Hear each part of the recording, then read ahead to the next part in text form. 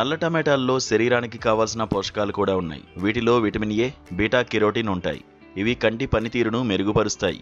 ఇంకా రేచీకటి వంటి సమస్యలు కూడా రావు. కంప్యూటర్లు, స్క్రీన్ల ముందు కూర్చునే వాళ్ళు వీటిని తింటే చాలు. మనకి 2 రకాల టమాటాలు మాత్రమే తెలుసు. అవి పచ్చి టమాటాలు, ఎరుపు టమాటాలు. వీటిలో ఎక్కువగా యాంటీ ఆక్సిడెంట్లు ఉంటాయి. వీటి వలన ఇవి నలుపు రంగులో ఉంటాయని నిపుణులు చెబుతున్నారు.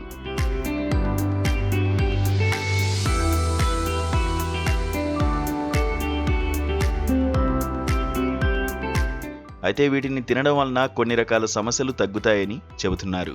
అంతేకాదు ఇది గుండె ఆరోగ్యానికి కూడా చాలా మంచిది. ఇంకా ఇమ్యూనిటీని కూడా పెంచుతాయి.